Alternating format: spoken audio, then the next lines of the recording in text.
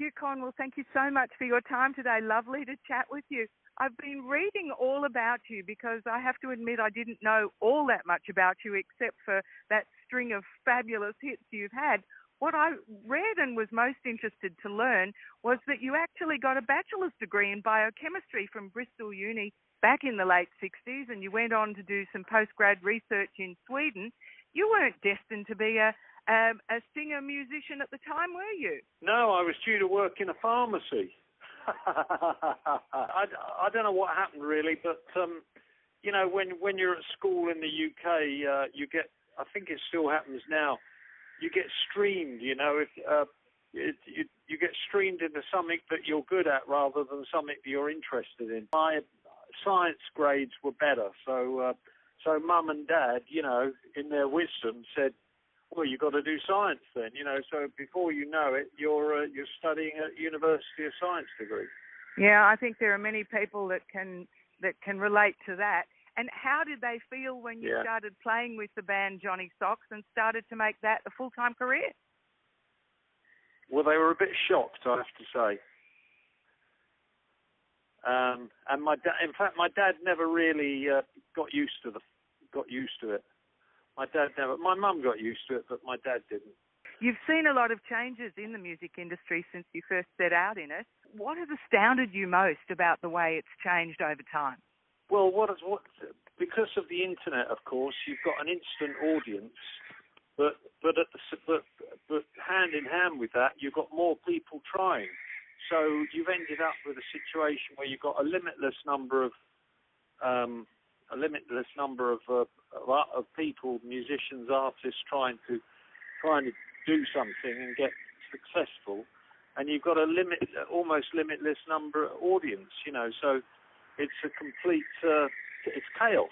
It's absolute chaos, and the record companies don't quite know what to do about it. You know, they try their best to keep on top of it, but it's anything can happen now. You know.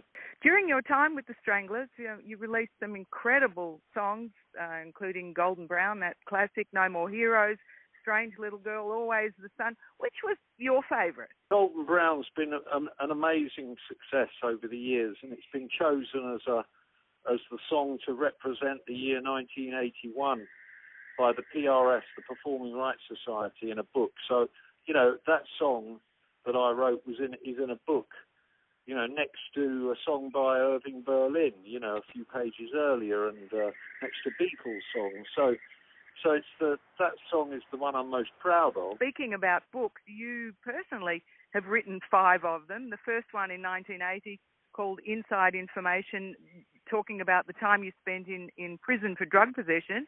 The second, The Stranglers, song by song in 2001. The third in 2004, A Multitude of Sins, which is your autobiography.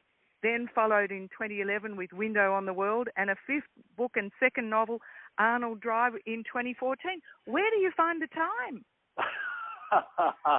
Well, at the beginning of every year, there's a downtime. We're just coming to the end of it now. There's a down period when not much goes on in the music business. So I take that opportunity to go off and write rather than write songs. It's something different to do, you know, and that's when I do it. It's great to do something completely different.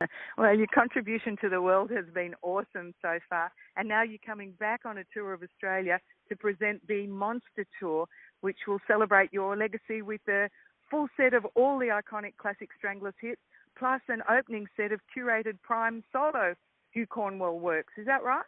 That's correct. And the second one, I've got to warn the members of the audience that we're going to ram those Stranglers songs down their throats. The audience are going to be crying out saying, stop giving us Stranglers songs. We've had enough. We can't take any more. We're satiated. And that's the object of this exercise. How fantastic. Well, we just cannot wait. Hugh Cornwell, lovely to chat with you today. Thank you so much for your time. Thanks, Sandy. Bye. Bye now. Bye.